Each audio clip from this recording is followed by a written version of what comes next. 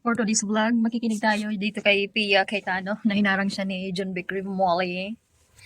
Talaga gagawin ng lahat upang hindi sila makapagsimula ng Blue Ribbon para sa flood control. Hala na, ano na to, puspusan na, pabilisan na to, kasi kakaalaman na, lalo na nagsalita na yung 18 Marines. So, let's do this. We're gonna watch.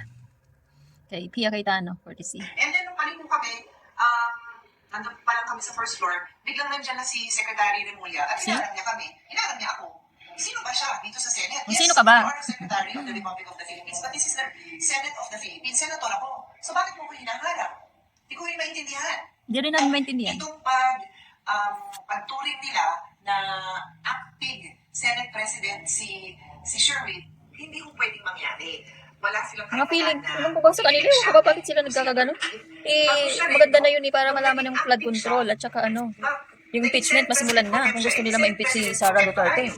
Diba? Hindi ko napapahabain yan. Pero, hindi ko alam kung bakit ayaw nilang papasukin, pati yung mga 18 Marines. Kung patay na siya, kung nag-resign, at na-remove siya. So, hindi naman nangyari yung incapacitated, hindi niya makayanan yung trabaho. So, hindi naman po nangyari yun. Wala lang, alam lang tayo dito sa Senate kahit wala tayong alam sa mga batas. Alam lang tayo, nakikichismisan tayo at nakikimaritis.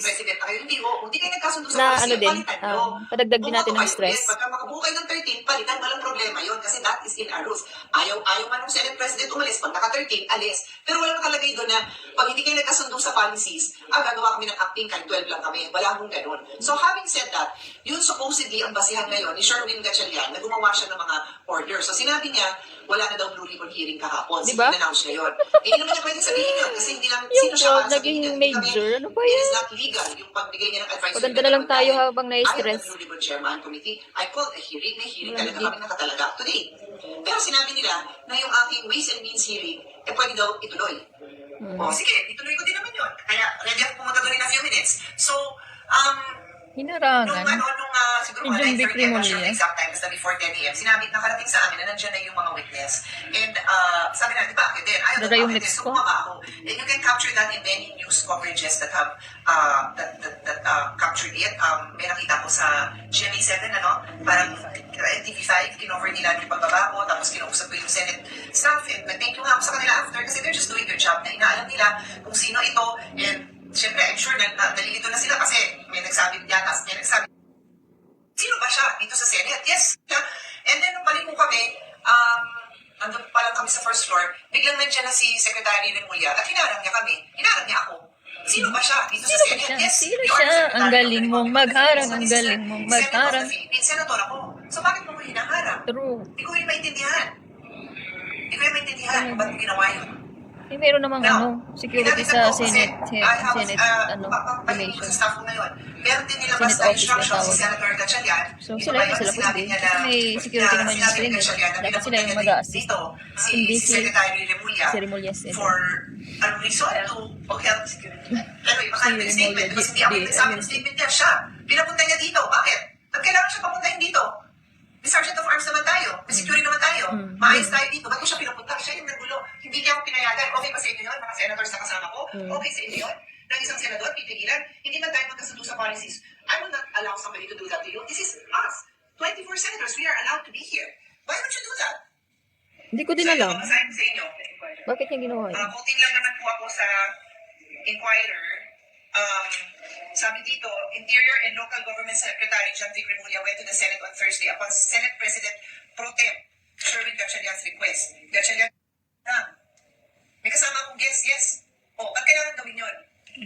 So yun ang isipin natin pagka gumagawa tayo ng kung ano. Marami na talaga silang mga violation, pero hindi sila nakakasuhan. Promise. Pero pagka yung... na makapasok dito sa sariling opisina. Ay, naku. Marami silang violation, pero hindi sila nakakasuhan. Pero pag once yung independent sila agad makakasuhan. May kaso agad sila. Kahit si Robin Padilla, siya daw ang nanggulo. Si John Vic Rimuli ang nagharang sa kanila. Siyang nanguna magharang. Kitang-kita naman sa video. Mahirap makita kasi maliit, pero I will read it to you. So this is coming from the Pero walang gagawin ng Senate President Pro Tem presidente dyan, sa Pilipinas. Walang gagawin yan. Tahimik lang yan. Walang kahit anong salita. By 13 members. 13. You were never elected by 13. Alam mo yan. Yes. Well, nalalaman na lang namin dahil inaano. Ito, dahil dito sa social media. Wala naman kami alam yung ganyan-ganyan. Ngayon lang. Buti na lang ngayon, may mga social media, itong mga Sabi niya, ganyan. shortened work hours for June 4 today. I-forward natin. Pero ngayon naman, sinabi mo, since there's no official business that has been scheduled today, bakit? May alam ka ba kung may official business yung mga senators dito? Every day, we conduct our own meetings, we conduct our own dialogues, we conduct our own consultations. So, sino ka para sabihin mo na walang official business dito? Hindi ba official yun na pag isang senador, paano kung meron siyang foreign delegation, kung mayroong consideration, the safety, ano yung purpose dito? Alam niya na, di ba? Hindi ko na siguro kailangan sabihin, right? Why would you put the Senate staff in that position? Nandiyan sila, pumasok. Nag-a-assist. Ba't mo sila gaganunin? Ba't mo sila gaganunin? Wala na talaga, wala nang respeto yung tao. Sabi mo, trabaho lang tayo? Talaga? Wala nang respeto yung sa pamahalaan ngayon. The hearing is ongoing. I'm good to go. Takbo na ako dun sa isa kong hearing. Stay tuned. Di ba? Saan ka? Nakakatuwa pa ba yung ginagawa ng pamahalaan, lahat ng mga namumuno dahil ka-line up ni ako komentor lang ako, ganito lang ako, pero wala naman ako talagang alam na batas, pero alam mo yun, nakakapag-comment ka na lang ng ganito, parang feeling mo may alam ka na lang sa social media, ganun.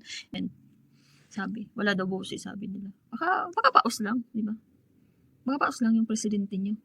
Hindi ko alam kung sino presidente dyan. Basta ang pinakaalam ko lang presidente dyan, si Duterte.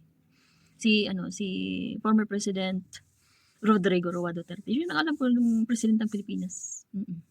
So anyways, love. Walang bias to. So comment lang sa inyo kung sino yung gusto nyo. Charot. Wala lang. Pa-stress lang tayo.